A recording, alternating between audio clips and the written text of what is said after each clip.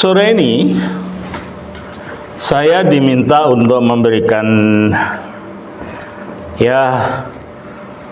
membagikan firman yang saya mengambil tema, betulkah menjadi mu'alaf itu lebih Kristen dari orang Kristen sendiri.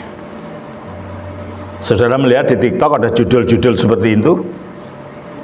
Saya temukan di TikTok bahwa orang-orang yang pindah dari agama Kristen menjadi Muslim, yang menjadi mu'alaf, mempunyai klaim yang bombastis.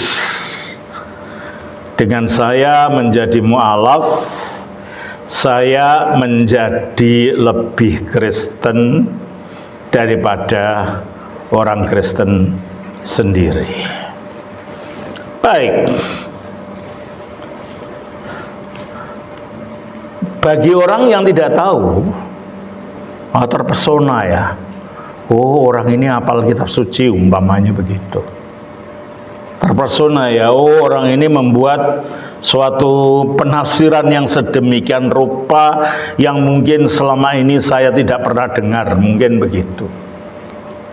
Sehingga tujuan daripada orang-orang semacam ini adalah mengajak teman-temannya yang lain yang masih Kristen untuk meninggalkan agama Kristen dan ikut menjadi mu'alaf.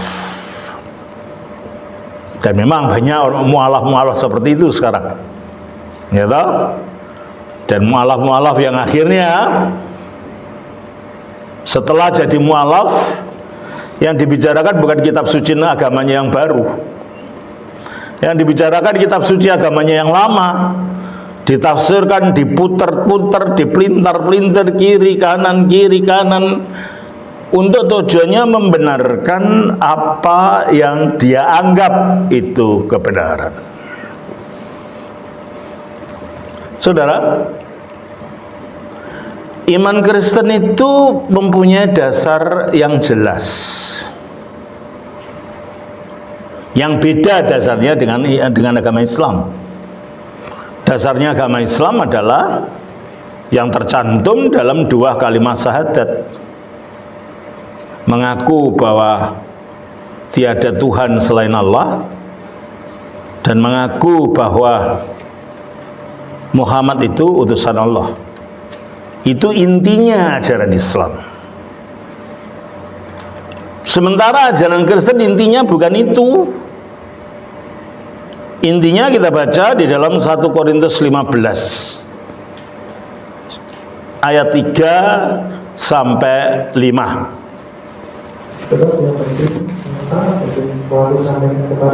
Kurang jelas suaranya. Suaranya kurang jelas. Telah aku sampaikan kepadamu, ya, yaitu apa yang telah kuterima sendiri, ialah bahwa Kristus telah mati. Kristus telah mati. Teruskan. Karena dosa-dosa kita, sesuai dengan kitab suci. Terus? Bahwa ia telah dikuburkan. Ia telah dikuburkan. Terus? Dan bahwa ia telah dibangkitkan. Dia telah dibangkitkan. Itu intinya kitab suci Kristen. Intinya iman Kristen itu bukan mengenai konsep Allah yang satu, bukan mengenai konsep Yesus sebagai utusan, bukan. Intinya adalah berdasarkan sejarah yang pernah terjadi, di mana ada seorang mati disalibkan, dikuburkan, bangkit dan tidak mati lagi. Itu intinya. Nah, kalau orang yang bermu'alaf, meninggalkan iman Kristen, mengatakan lebih Kristen, lalu dalam ajarannya menolak kebangkitan Kristus, loh, Kristennya di mana? Dan setelah dia meninggalkan iman Kristen, dia menolak penyaliban Kristen, Kristennya di mana? Setelah dia meninggalkan Kristen, dia menolak penguburan Kristen, Kristennya di mana? Padahal menurut Alkitab yang sangat penting adalah, coba saya baca kembali, sebab yang sangat penting, perhatikan kata-kata ini, yang sangat penting telah kusampaikan kepadamu, yaitu apa yang telah kuterima sendiri, ialah bahwa Kristus telah mati karena dosa-dosa kita sesuai dengan kitab suci, bahwa Ia telah dikuburkan dan bahwa Ia telah dibangkitkan pada hari ketiga. Itu intinya Injil. Ketika hal ini ditolak, karena agama Islam tidak mengakui Yesus disalibkan, orang lain yang disalibkan, gimana dikatakan itu lebih Kristen? Menyangkal inti iman Kristen, bagaimana dikatakan itu lebih Kristen?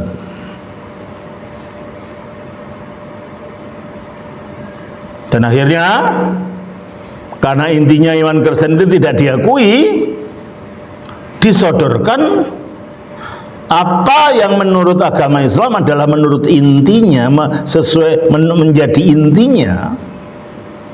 Dan para mu'alaf itu mengatakan, wah, Yesus juga mengajar begitu. Apa? Allah itu esa. Ajaran Allah itu yang esa itu bukan berasal dari Yesus, sudah ada pada zaman Taurat. Coba kita baca dalam Ulangan pasal 6 ayat 4. Dengarlah hai orang Israel, Tuhan itu Allah kita, Tuhan itu esa. Itu sahadatnya orang Yahudi dari zaman dulu sampai sekarang. Setiap kali mereka sembahyang, mereka akan mengucapkan ini. Shema Israel Adonai Elohenu Adonai Echad.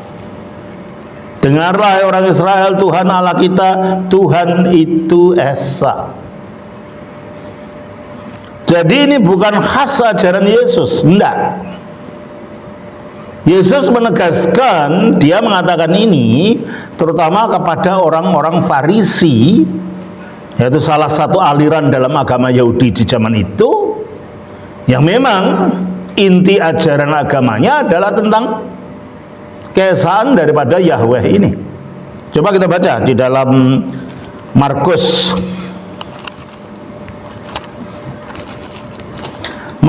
pasalnya yang ke 12 ayatnya yang 28. Lalu seorang ahli Taurat yang mendengar Yesus dan orang-orang Saduki bersoal jawab dan tahu bahwa Yesus memberi jawab yang tepat kepada orang-orang itu, datang kepadanya dan bertanya, hukum manakah yang paling utama? Stop. Yang tanya ini siapa? Orang Saduki, bukan muridnya Yesus. Jadi ini bukan inti ajaran Yesus. Yesus menjawab pertanyaan orang Yahudi yang memang itu inti ajaran utama mereka dalam Ulangan itu. Maka dia menjawab, ya,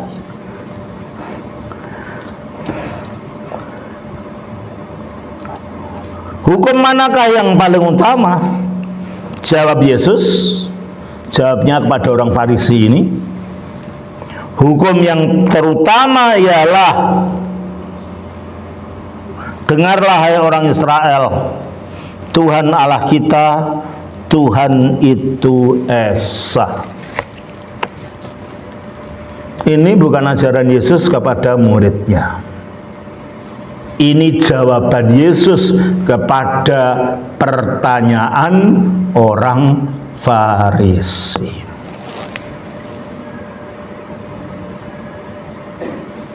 Nah, jikalau Yesus berbicara tentang dirinya, kepada para muridnya. Dia mengajarkannya dalam bentuk doa. Kita baca di dalam Yohanes pasal 17 ayat 3. Inilah hidup yang kekal itu, yaitu bahwa mereka mengenal Engkau, satu-satunya Allah yang benar, dan mengenal Yesus Kristus yang telah Engkau utus. Terima kasih. Setelah orang-orang ini mengatakan bahwa Yesus mengajarkan tauhid, Tuhan Allah kita, Tuhan itu Esa, yang sebanding dengan kata La ilaha illallah Allahu ahad, tidak ada Tuhan, Allah itu Esa. Lalu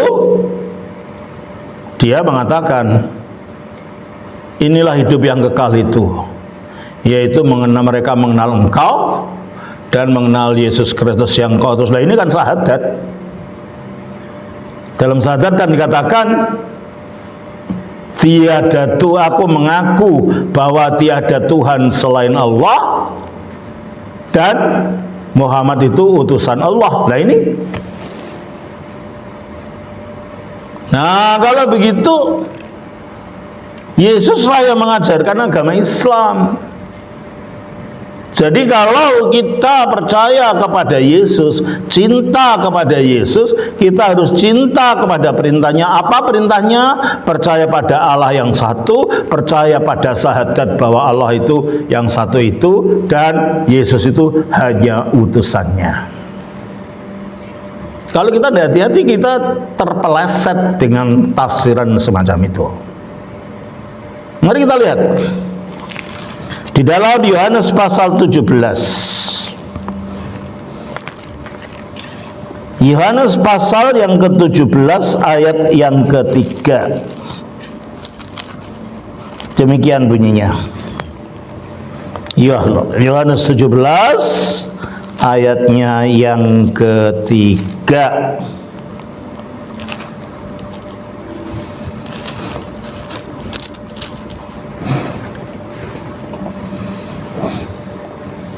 Inilah hidup yang kekal itu, yaitu bahwa mereka mengenal Engkau, satu-satunya Allah yang benar, dan mengenal Yesus Kristus yang telah Engkau utus. Berarti Allah yang benar itu satu. Yesus itu hanya utusan. Sama dengan syahadat Islam. Allah yang benar itu satu, yaitu Allah Subhanahu wa ta'ala, dan Muhammad itu utusannya.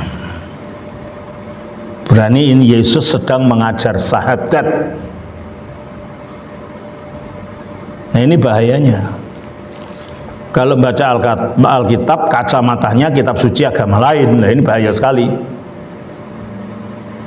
Membaca Alkitab, kacamatanya adalah ajaran agama lain, dan meninggalkan konteks dalam perikop cerita ini.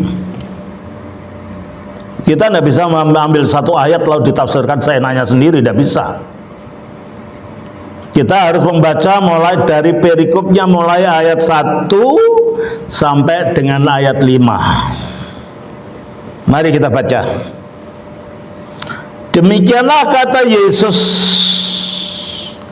Lalu ia menengadah ke langit dan berkata, Bapa. Siapa yang dipanggil Yesus Bapa ini? Allah. Adakah dalam Quran dan dalam agama Islam Allah itu disebut Bapa? Tidak ada. Di dalam Islam Allah itu bukan Bapa. Sebab menurut agama Islam Allah tidak punya anak. Padahal di dalam ayat ini jelas dikatakan oleh Yesus. Lalu ia menengadah ke langit dan berkata, Bapa, telah tiba saatnya permuliakanlah anakmu. Siapa yang disebut anak di sini? Yesus sendiri. Apakah Yesus disebut anak di dalam Al-Quran? Jelas tidak. Di sini Bapa Allah dan Yesus dinisbatkan sebagai Bapa dan anak, yang penyebutan semacam itu bukan penyebutan Islam mengenai hubungan Allah dengan Yesus. Berarti kalau begitu, di sini ayat ini sedang berbicara tentang Allah yang berbeda. Allah bukan yang diajarkan oleh agama Islam. Ya. Supaya anakmu itu mempermuliakan engkau, sama seperti engkau telah memberikan kepadanya kuasa atas segala yang hidup. Apakah ada dalam Al-Quran Allah itu memberi segala kuasa atas memberikan kuasa atas segala yang hidup? Enggak, Yesus itu manusia biasa, tidak punya kuasa atas segala yang hidup. Sementara dalam Alkitab ini Yesus itu diberi kuasa atas segala yang hidup. Berarti Isa yang dimaksud di dalam Al-Quran itu beda dengan Yesus yang kita baca di sini. Yesus yang kita baca di sini adalah Dia yang diberi segala kuasa atas yang hidup, sehingga sama seperti engkau telah memberikan kepadanya kuasa atas segala yang hidup, demikian pula Ia akan memberikan hidup yang kekal kepada semua yang telah engkau berikan kepadanya. Apakah ada nabi di dalam ajaran Islam yang dapat memberikan hidup kekal pada manusia yang lain? Tidak ada. Nabi itu hanya manusia biasa, sama fananya dengan manusia-manusia yang lain. Jadi Nabi tidak mungkin memberikan hidup kekal. Di sini Yesus menyatakan dirinya sebagai yang dapat memberikan hidup kekal. Padahal Allah itu yang maha kekal. Dia sumbernya kekekalan. Tetapi karena hidup kekalnya itu diberikan kepada firman-Nya, kepada anaknya ini, maka anak ini juga dapat memberikan hidup kekal kepada segenap makhluk. Sehingga ayat 3, inilah hidup yang kekal itu. Nah itu sekarang ini berbicaranya bukan syahadat, ini berbicara tentang sumbernya hidup kekal.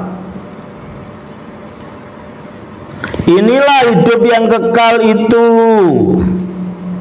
yaitu bahwa mereka mengenal Engkau,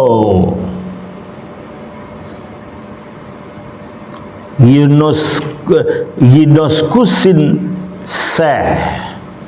mereka mengenal Engkau seperti seorang anak mengenal ibunya. Dari pengenalan yang begitu intim, pengenalan dengan ikatan batin yang kuat. Sementara syahadat bunyinya asyhadu, saya bersaksi. Dan saya bersaksi itu bahasa Yunaninya martyrume. Di sini bukan martyrume tapi ginoskusin. Ginoskus itu mengenal. Jadi untuk mendapatkan hidup kekal itu orang harus mengenal Bapa,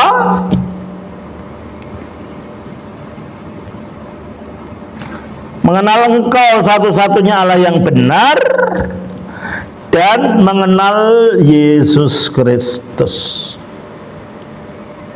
Jadi hidup kekal datangnya dari Bapa melalui Yesus. Maka hidup kekal itu dari Bapa, mengenal Bapa dan mengenal Yesus. Yesus yang bagaimana? Yesus yang kau utus.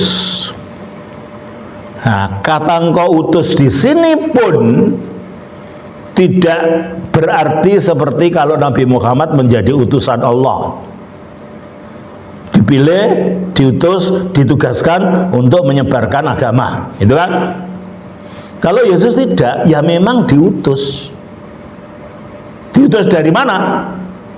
Kita baca dari Yohanes pasal 6 ayat 38. Sebab aku telah turun dari sorga. Turun dari mana?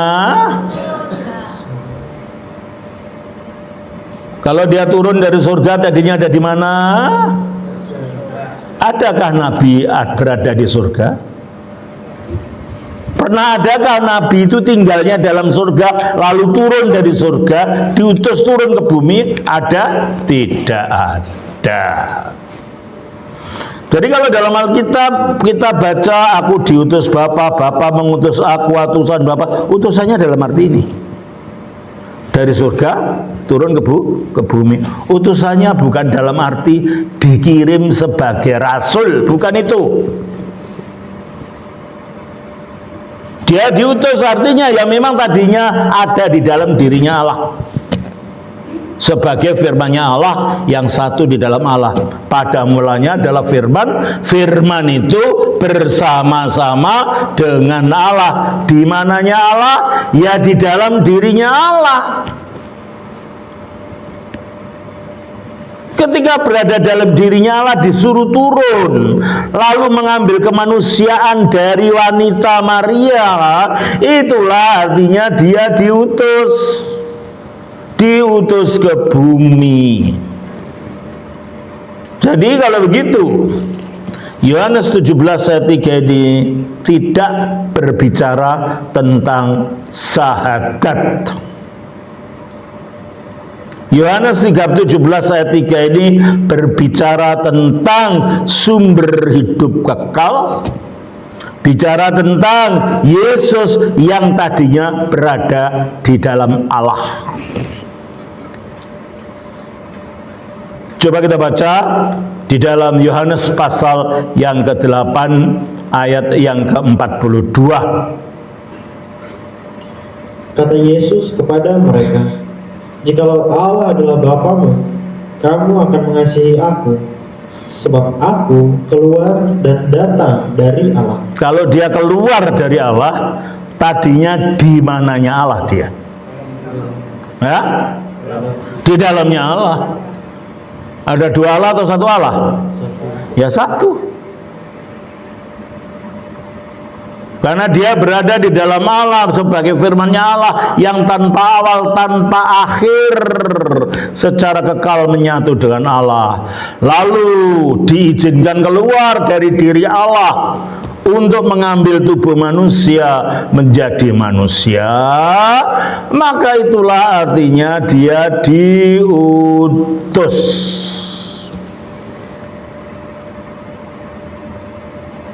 Dengan demikian Yohanes 17 ayat 3 ini bukan syahadat. Sebab kata yang digunakan bukan kata martirume, aku bersaksi, tetapi hinosko, mereka mengenal. Jadi untuk mendapatkan hidup kekal, kita harus mengenal Bapa satu-satunya Allah dan mengenal firman-Nya, karena Bapa menyalurkan hidup kekal itu melalui firman-Nya yang telah mengalahkan kematian dan menyatakan hidup kekal melalui kebangkitannya. Jelas ini ya? Oleh karena itu, karena mereka tidak mengerti, mereka membaca kitab suci Kristen dari kacamata pemikiran Islam, jadi keliru semua. Kalau membaca ke kitab suci Kristen harus dibacanya ya dari kacamata pemikiran Kristen. Jangan dipaksakan dibaca dari pemikiran Islam. Sehingga pada akhirnya mereka,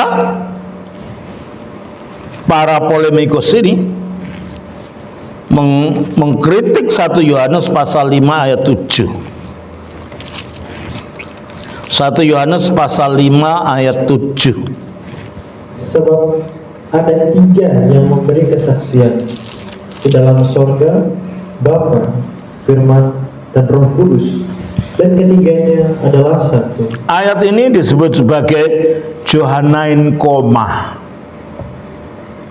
karena di dalam manuskrip yang lebih tua memang ayat ini tidak ada. Tapi ayat ini ditaruh di dalam pinggiran daripada manuskrip tua, sangat tua sekali, sehingga pada akhirnya ini bukan tambahan, ini penjelasan saja, ditaruh di tengah. Nah, akhirnya dikata, oh berarti kitab suci sudah diubah-ubah. Ingat, kekristenan muncul bukan karena adanya kitab yang turun dari langit.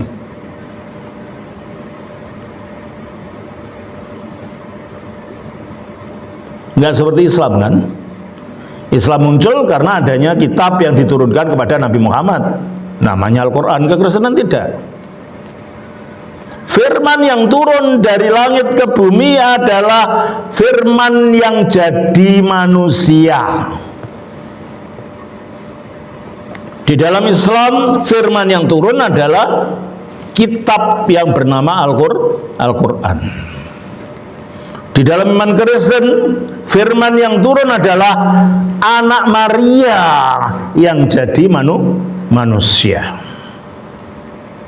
Oleh karena itu, firman itu wujudnya orang, wujudnya pribadi. Yohanes 1 ayat 14. Firman itu telah menjadi manusia. Dari ayat 14 semuanya. Firman itu telah menjadi manusia. Firman itu telah menjadi manusia, bukan menjadi buku. Firman itu telah menjadi manusia, hidup sebagai manusia, melakukan macam-macam mukjizat, memberikan macam-macam pengajaran, akhirnya ditangkap, dihukum salib, dikuburkan, bangkit, dan naik ke surga. Peristiwa kehidupan firman yang jadi manusia inilah yang menjadi inti pemberitaan para rasul awal itu. Mereka tidak membawa Alkitab, oh di Matius pasal 5 aja tuh. Oh Matiusnya aja belum ditulis kok. Apa yang akhirnya menjadi kitab perjanjian baru? Yang ditulis pertama adalah surat 2 Tesalonika, bukan Injil Matius. Dan ditulisnya kira-kira tahun 58 Masehi. Itu baru ditulis, belum dikumpulkan jadi kitab. Berarti awalnya kekristenan itu disebarkan secara lisan,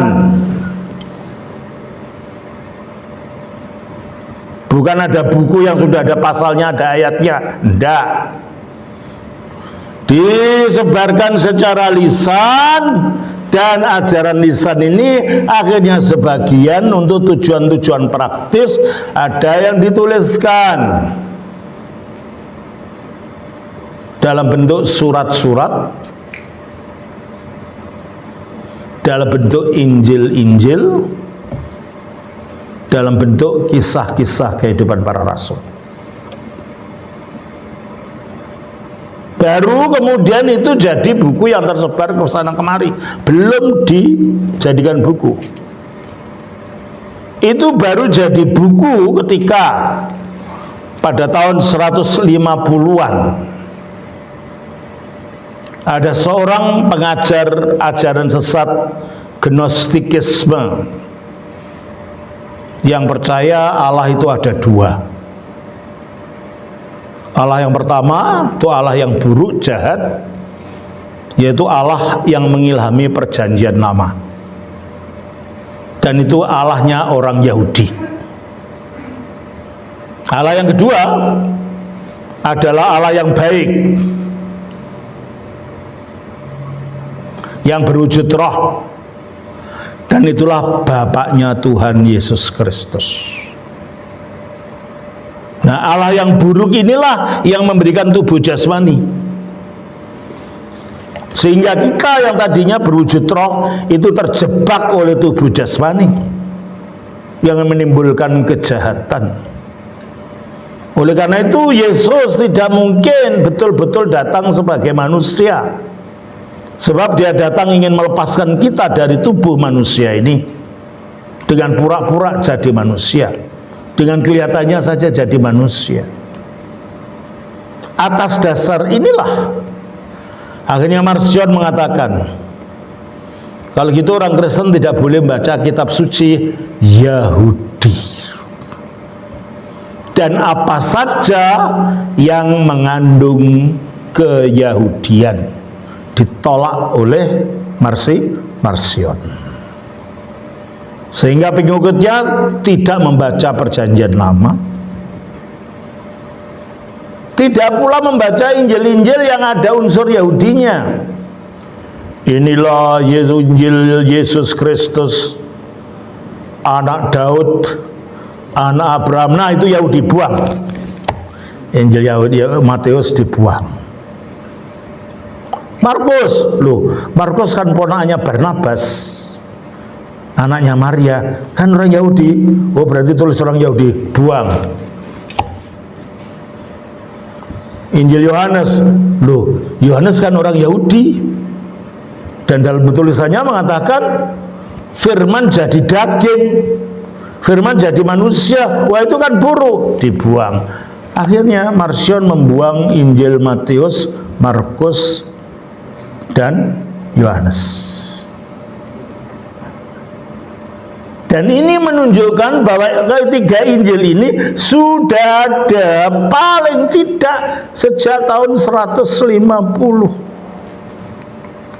Berarti kalau ada orang mengatakan Injil kita ini diubah-ubah, diubahnya di mana, kapan, oleh siapa, untuk alasan apa? Karena pada awal sekali itu sudah ada Injil ini yang mau dibuang oleh Marcion.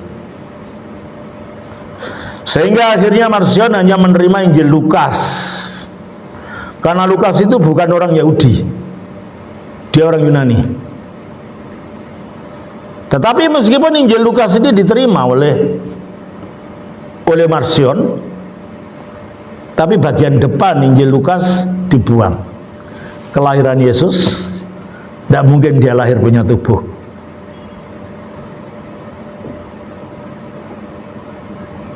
Yesus muncul-muncul sudah dibaptis di dalam Injil Lukas, kelahirannya dan mengandungnya Maria dan lain itu dipotong oleh dia. Sehingga Injil yang kitab sucinya Marcion itu terdiri dari Injil Lukas yang sudah dipotong dan tulisan-tulisan Paulus saja.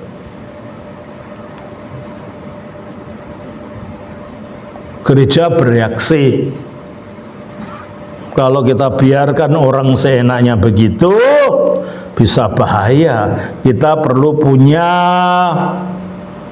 standar kitab suci yang harus jadi pegangan gereja, dan disitulah akhirnya ada standarnya.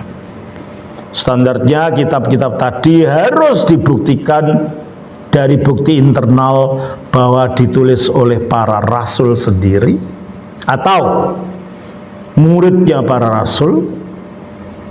Kedua, surat-surat itu harus ditulis pada zamannya para rasul. Nah, surat-surat itu harus sudah dibaca yang pada tahun 150-an itu oleh 3 pusat gereja. Waktu itu gereja masih satu, tidak pecah-pecah seperti sekarang. Dan waktu itu ada 3 pusatnya. Pusat di barat Roma, pusat di timur Alexandria, dan Antioquia. Akhirnya berdasarkan kriteria ini, ternyata dari manuskrip gereja yang ada hanya 27 buah tulisan yang bisa diterima. Tadinya ada yang juga dianggap bagian perjanjian baru, misalnya kitab Didache, kitab Gembala Hermas, kitab Surat Barnabas, bukan Injil Barnabas ya. Kalau Injil Barnabas itu tulisan orang Islam abad ke-16.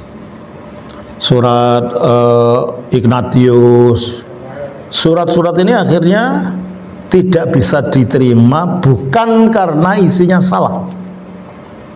Surat-surat tidak bisa diterima karena waktu itu sebagian dari surat-surat ini hanya dibaca dari salah satu pusat. Umpamanya surat Barnabas itu hanya dikenal di gereja Alexandria di Mesir. Gereja Roma dan gereja Antioquia tidak kenal surat itu, sehingga tidak bisa masuk. Surat Didache itu hanya dikenal di Antioquia, tidak dikenal di Yerusalem, di Alexandria, tidak kenal di Roma, dan seterusnya. Sehingga akhirnya yang diterima hanya 27 surat itu. Jadi kalau begitu tidak ada Injil itu sudah diubah-ubah. Yang ubah siapa? Yang orang yang menuduh mengubah Injil, tanyakan yang ubah siapa, sebut namanya. Kalau orang, kalau lembaga apa yang mengubah? Ngubahnya tahun berapa? Di mana diubahnya? Untuk tujuan apa? Apa mungkin itu bisa diubah, dikumpulkan di mana gitu? Kitab suci pada zaman itu sudah mulai diterjemahkan dalam bahasa Latin, bahasa ini, bahasa itu. Apa tidak muskil mau dikumpulkan dengan gerobak, ditaruh di atas lapangan gitu? Lalu menyewa ahli bahasa untuk mengubah tempat yang sama yang harus diubah, sangat mustahil sekali. Jadi secara sejarah dan secara logika tidak mungkin kitab suci ini pernah diubah. Nah, Johanain koma, yaitu 1 Yohanes 5 ayat 7 tadi, itu bukan perubahan. Itu mungkin catatan awal, akhirnya setelah direvisi tulisannya kembali dimasukkan karena isinya tidak bertentangan dengan isi kitab suci yang lain. Sehingga orang-orang ini mengatakan, nah ini orang Kristen menambah sesuatu yang tadinya tidak ada, yaitu adanya Trinitas di situ. Baca lagi tadi 1 Yohanes 5 ayat 7. Sebab ada 3 yang memberi kesaksian di dalam surga, Bapa, Firman, dan Roh Kudus. Ya, itu katanya tambahan. Nah, dari situlah orang Kristen membuat ajaran tentang Tritunggal. Tidak. Saya kalau mengajar Tritunggal, saya tidak pernah mengutip itu. Mungkin saudara yang pernah mendengar saya mengutip itu? Tidak. Secara keseluruhan perjanjian baru kalau berbicara tentang Allah secara utuh, itu selalu berbicara tentang Tritunggal. Coba kita lihat 1 Yohanes pasal 8, 1 Korintus pasal 8 ayat 6. Namun bagi kita hanya ada satu Allah saja, yaitu Bapa. Namun bagi kita hanya ada satu Allah saja. Siapa? Bapa.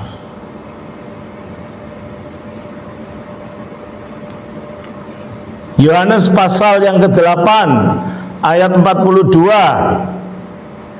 Kata Yesus kepada mereka, jikalau Allah adalah Bapamu. Jadi Allah itu apa? Bapa, tetap Bapa. Yesus juga mengatakan yang sama. Terus, kamu akan mengasihi aku, sebab aku keluar dan datang dari Allah. Nah, ya. Yesus mengaku dirinya keluar dari Allah. Ada 2 Allah atau 1 Allah? Berarti ada Bapa dan ada anak yang keluar dari Bapa. Ini bukan dari Yohanes tadi kan? Kita baca sekarang dari Yohanes pasal yang ke 15 ayat yang ke-26. Jikalau penghibur yang akan kutus dari Bapa datang, yaitu roh kebenaran yang keluar dari Bapa. Jadi roh kebenaran keluar dari mana? Berarti tadinya di mana? Dalam Bapa. Firman atau anak keluar dari mana? Berarti tadinya di mana? Allah yang satu itu siapa? Bapa. Berarti ada Bapa, Firman, Roh Kudus yang berada di dalam satu Bapa ini. Jadi tanpa ayat itu tadi tetap aja Allah itu Tritunggal. Jadi kalau mereka mengatakan itu tambahan, kemudian kata orang ini, loh buktinya enggak? Buktinya bahwa firman Allah tetap ada di dalam Bapa, rohnya Allah ada dalam Bapa. Tritunggal itu bukan ajaran tambahan di tahun abad kemudian. Tritunggal juga bukan ajaran Paulus, sebab itu dikatakan oleh Yesus. Coba kita baca kembali. Yohanes 15 ayat yang ke-20 15 ayat 26. Jikalau penghibur yang akan kuutus dari Bapa datang, yaitu roh kebenaran yang keluar dari Bapa. Jadi roh kebenaran keluar dari siapa? Bapa. Pasal 8 ayat 42. Kata Yesus kepada mereka, jikalau Allah adalah Bapa. Siapa Allah itu? Bapa. Terus Kamu akan mengasihi aku, sebab aku keluar dan datang dari Allah. jadi menurut Yesus siapa Allah itu? Bapa. Dia keluar dari mana? Dari Bapa. Rohnya keluar dari mana? Dari Bapa. Ini bukan ajaran Paulus. Ini ajaran Yesus sendiri. Bahwa di dalam diri Allah yang satu, yaitu Bapa itu ada firman-Nya yang kekal, yang disebut anaknya, dan ada rohnya yang kekal, yang disebut Roh Kudus. Jadi menjadi mu'alaf dengan menidakkan Tritunggal, bukan menjadi lebih Kristen dari orang Kristen, tetapi lebih menyimpang dari kekristenan, gitu loh saudara. Jadi ketika para mu'alaf itu mengatakan, wah saya sekarang lebih Kristen dari orang Kristen karena saya mengikuti ajaran Yesus. Ajaran Yesus yang mana yang kamu ikuti? Apakah kamu mengikuti ketika Yesus mengatakan aku keluar dari Bapa, yang berarti tadinya di dalam Bapa? Apakah kamu mengikuti ketika Yesus mengatakan roh keluar dari Bapa, yang berarti dia dalam Bapa? Berarti di dalam diri Allah yang satu itu ada Bapa, ada firman-Nya, ada Roh Kudus. Itulah Roh Kudus, itulah Tritunggal. Itu ajaran Yesus. Makanya jangan sok lebih tahu dari orang Kristen lah. Sok lebih tahu dari orang yang punya kitab sucinya sendiri. Dan setelah meninggalkan iman Kristen, wah, petendang-petendang seolah-olah lebih tahu dari Kristen dan merasa lebih pintar dari orang Kristen dan merasa lebih Kristen dari Kristen.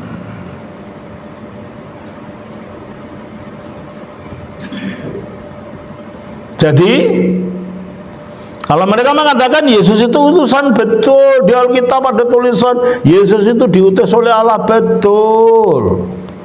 Tapi diutusnya itu keluar dari dalam diri Allah, turun ke bumi, diutusnya itu. Bukan diutus diangkat jadi utusan untuk menyebarkan kitab, bukan. Coba kita baca lagi itu. Yohanes pasal yang ke 6 ayat 38. Sebab aku telah turun dari surga. Aku telah turun dari surga. Mana ada nabi turun dari surga? Aku telah turun dari surga. Mana ada rasul turun dari surga? Aku telah turun dari surga. Mana ada utusan turun dari surga?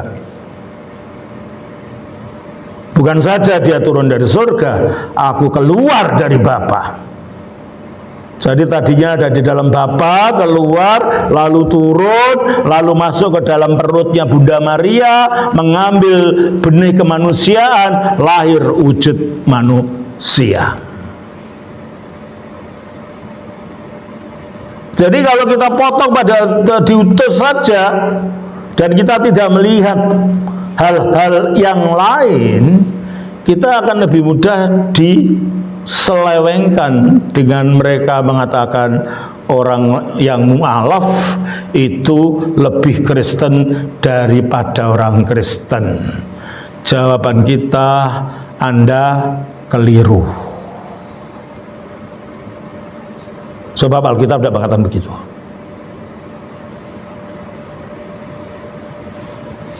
Selanjutnya,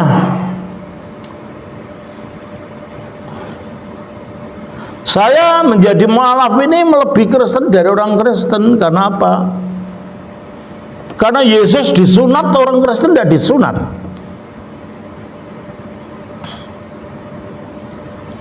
Pertama saya tanya, adakah dalam Al-Quran kisah Yesus itu disunat? Ada? Nggak ada. Dan adakah perintah Yesus yang mengatakan, hei kamu pengikutku semua, nanti kamu sunat semua ya? Ada perintah itu? Tidak ada. Yesus disunat bukan karena perintahnya. Yesus disunat karena dia masih bayi. Umur berapa kalau orang Yahudi disunat? 8 hari. Berarti yang menyunatkan siapa? Ya ibunya. Bukan karena perintah Yesusnya. Coba kita baca Imamat pasal 12.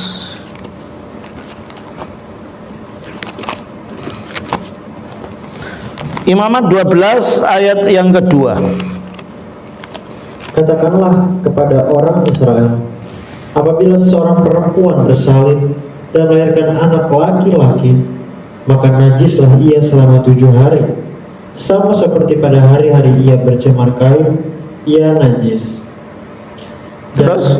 pada hari yang ke-8 haruslah dikerat daging kulit khatan anak itu. Jadi sunat itu perintahnya Yesus atau perintahnya Taurat?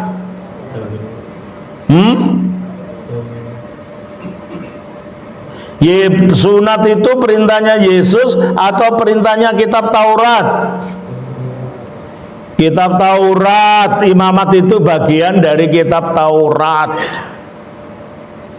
Jadi kalau Yesus itu disunat bukan karena dia merintahkan ibunya, bu, sunat saya ya.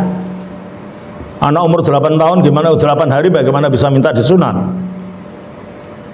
Jadi sunat itu bukan perintah Yesus. Dan ketika Anda merasa dengan menjadi mu'alaf seolah Anda disunat, maka Anda mengikuti Yesus. Bukan, Anda mengikuti Bunda Maria. Sebab yang menyunat Yesus adalah Bunda Maria, bukan Yesus sendiri. Jadi Anda tidak lebih Kristen dari orang Kristen karena Anda mengikuti bunyinya kitab Taurat. Tidak ada perintah dalam Alkitab Yesus mengatakan, kalau kamu ikut saya, kamu harus disunatkan. Tidak ada perintah itu. Terus ada lagi yang mengatakan, saya menjadi mu'alaf, saya lebih Kristen daripada orang Kristen. Kenapa? Yesus melarang orang makan babi. Kalian orang Kristen nggak makan babi. Yesus itu tidak pernah melarang apa-apa soal makanan. Anda meloncat ke kitab Taurat lagi, lalu diatribusikan kepada Yesus. Yang menyuruh orang tidak makan babi itu kitab Taurat, bukan Yesus. Kita baca Imamat pasal 11.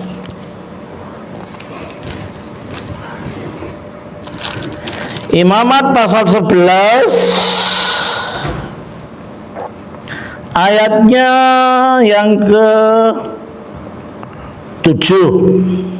Demikian juga babi hutan, karena memang berkuku belah, yaitu kukunya bersela panjang, tetapi tidak memamah dia, haram itu baginya. Nah, ini kitab sucimu mengatakan haram makan babi, kok kamu makan babi? Kamu pelanggar hukumnya Allah. Tunggu dulu. Sebelum babi disebutkan apa ini ayat 4? Tetapi inilah yang tidak boleh kamu makan, dari yang memamah dia, atau dari yang berkuku belah, unta, karena memang loh, di negara Arab itu unta itu salah satu makanan enak loh. Betul? Malah diizinkan orang katanya untuk obat minum kencing unta. Oh. Makanya sebelum menunjuk orang tuh lihat dirimu sendiri. Kamu juga makanan-makanan haram. Menurut Imamat, unta itu makanan haram. Tapi kamu nunduk-nunduk orang Kristen makan babi, makan haram. Kamu juga makan makanan haram. Karena dalam hukum Taurat, unta itu sama haramnya dengan babi. Toh kamu makan unta, bahkan kamu minum kencing unta untuk obat katanya. Jadi kalau begitu tidak berhak. Kalau saya sering kadang-kadang di belakang bak truk gitu, sesama setan tidak boleh saling mendahului.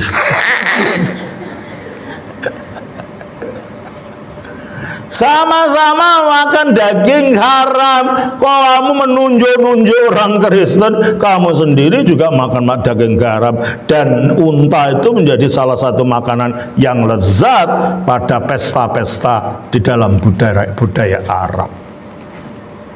Sedangkan Yesus sendiri tidak pernah mengajarkan apa-apa tentang makanan haram atau tidak. Kita baca dalam Matius 15 atau Markus pasal yang ke-7 ayatnya 19-20. Karena bukan masuk, mulai ayat yang ke-18. Maka jawabnya, apakah kamu juga tidak dapat memahaminya? Tidak tahukah kamu bahwa segala sesuatu dari luar yang masuk ke dalam, seseorang tidak dapat menajiskannya, karena bukan masuk ke dalam hati, tetapi ke dalam perutnya, lalu dibuang di jamban. Dengan demikian, ia menyatakan semua makanan halal. Tidak ada ajaran Yesus ini halal itu haram. Malah Yesus kita mengatakan dengan demikian ia menyatakan semua makanan halal. Anda tidak lebih Kristen dari orang Kristen. Sebab ajaran Yesus itu bukan masalah makanan halal dan haram, bukan masalah sunat atau tidak sunat, bukan masalah itu. Tetapi masalah pembaruan hidup, masalah hidup baru oleh Roh Kudus.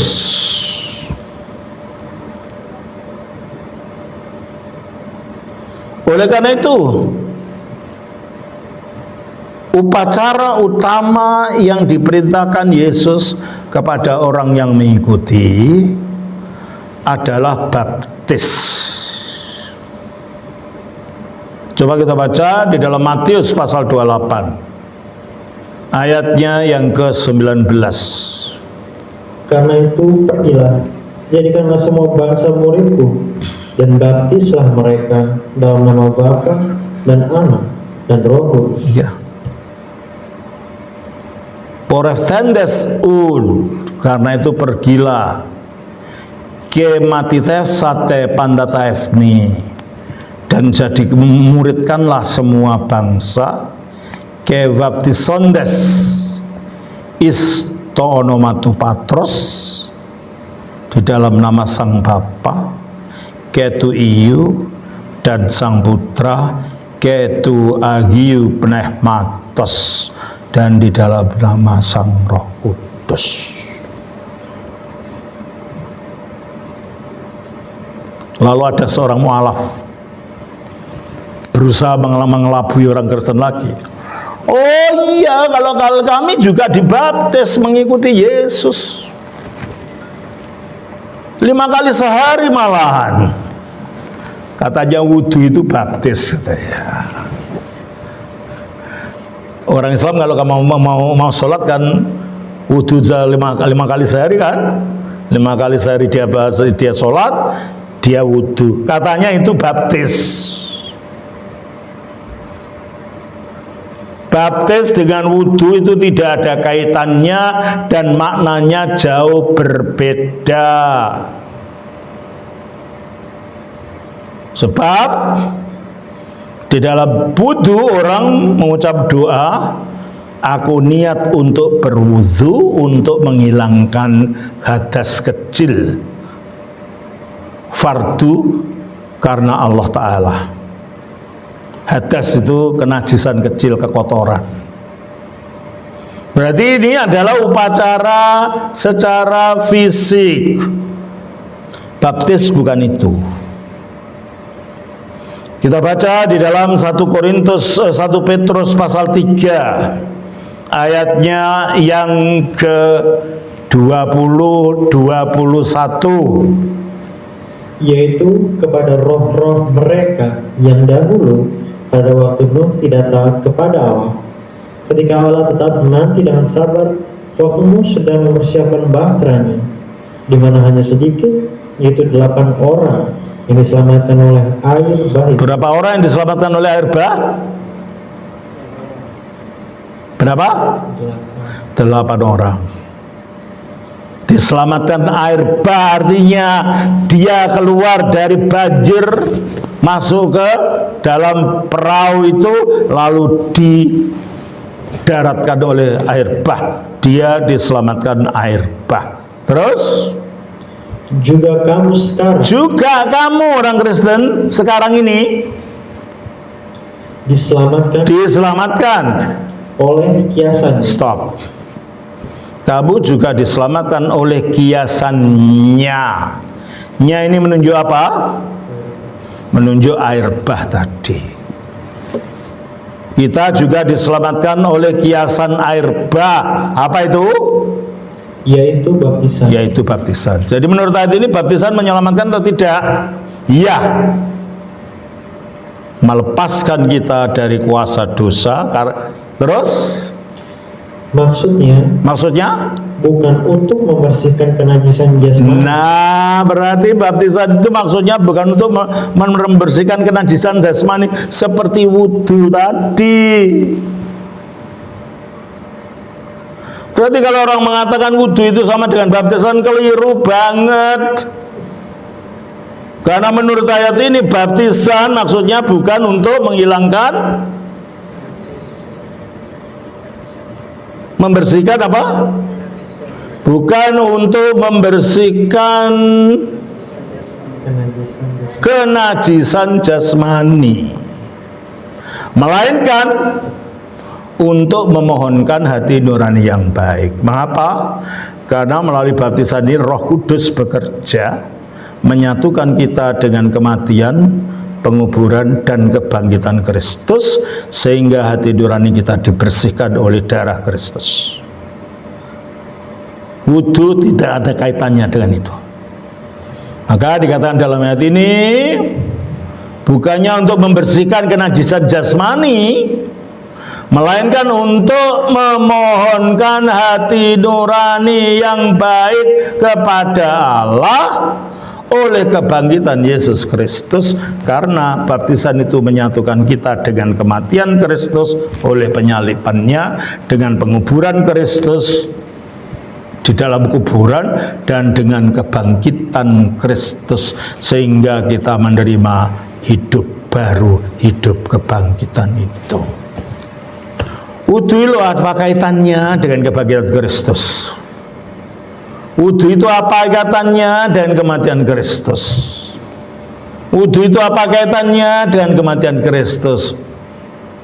Orang kematian, kebangkitan, dan penyalibannya jadi tentang gimana wudu bisa menyatukan orang dengan baptisan. Berarti kalau begitu, ya memang orang Islam tidak pernah dibaptis, sebab wudu itu bukan baptis. Padahal baptisan itu menyatukan kita dengan kematian, penguburan, dan kebangkitan Kristus. Coba kita baca di dalam Roma pasal yang ke-6 ayat 3 dan 4. Atau tidak tahukah kamu bahwa kita semua yang telah dibaptis dalam Kristus telah dibaptis dalam kematiannya? Telah dibaptis iston tanaton naftu, masuk ke dalam kematian dia, manunggal dengan kepada kematian dia. Terus dengan demikian kita telah dikuburkan bersama-sama dengan dia. Nah, kalau penguburannya Kristus itu mengalahkan kuasa iblis, dengan kita dikuburkan dalam baptisan oleh kuasa Roh Kudus, kita juga dilepaskan dari kuasa kegelapan itu. Terus bersama-sama dengan dia oleh baptisan dalam kematian, supaya sama seperti Kristus telah dibangkitkan dari antara orang mati oleh kemuliaan Bapa, demikian juga kita akan hidup dalam hidup yang baru. Kita akan hidup dalam kebaharuan hidup, bahasa aslinya, yaitu hidup kebangkitan tadi. Jadi baptisan itu bukan hanya simbol, bukan hanya untuk membersihkan kotoran jasmani.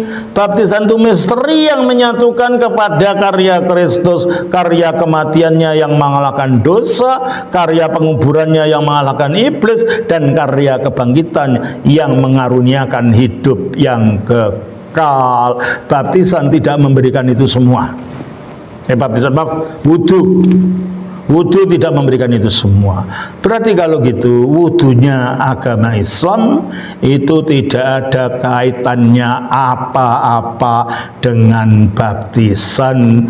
Biarpun saudara-saudara muslim wudu 5 kali sehari, ya tetap itu hanya pembersihan secara jasmani, tidak ada perubahan dari dalam. Oleh karena itu bagi kita baptisan itu tidak berulang-ulang sampai 20 kali atau 30 kali, ya sekali.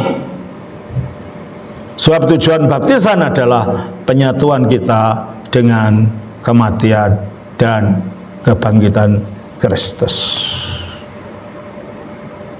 Jadi saudara, menjadi mu'alaf tidak orang menjadi lebih Kristen, enggak. Bahwa Anda tidak makan babi, itu Kristus pun tidak pernah mengatakan tentang makanan bule atau tidak, ya kan tadi. Tapi Anda tetap makan unta yang sama-sama makanan haram. Jangan hanya katakan makan babi saja itu haram. Menurut Alkitab, makan unta pun haram, makan kelinci pun haram. Padahal di puncak sana ada banyak orang jual sate kelinci. Yang makan siapa? Orang gereja? Enggak, ya orang sekitar situ. Padahal itu makanan haram juga. Nah, di sini jadi saudara, kalau saudara mau belajar benar, belajar yang benar iman Kristen itu. Jangan hanya dicomot sini, dicocokkan situ, comot situ, cocokkan sana. supaya seolah-olah saudara memang betul-betul menemukan kebenaran, padahal saudara malah menjauhi kebenaran. Dan akhirnya yang tadinya saudara pada dalam Kristus dengan menjadi mualaf bukan menjadi Kristen sudah. Karena inti iman Kristen tadi adalah Kristus telah mati, Kristus telah dikubur, Kristus telah bangkit, yang semuanya itu telah saudara tolak. Berarti saudara telah menolak landasan dasar iman Kristen itu. Jadi saudara, kalau saudara melihat di TikTok, saudara melihat di YouTube, orang-orang yang mengatakan saya sekarang lebih Kristen daripada orang Kristen karena saya jadi mualaf. Perhatikan apa yang dimaksudkan. Banyak kekeliruan yang dibolak-balik. Dan kalau saudara masih ada keraguan-keraguan, saudara boleh tanya saya. Ini ada begini gimana, ini ada begini gimana. Saudara harus tahu kitab suci saudara sendiri, supaya tidak mudah diombang-ambing orang yang ngaku merasa lebih Kristen, hanya sekarang jadi mualaf.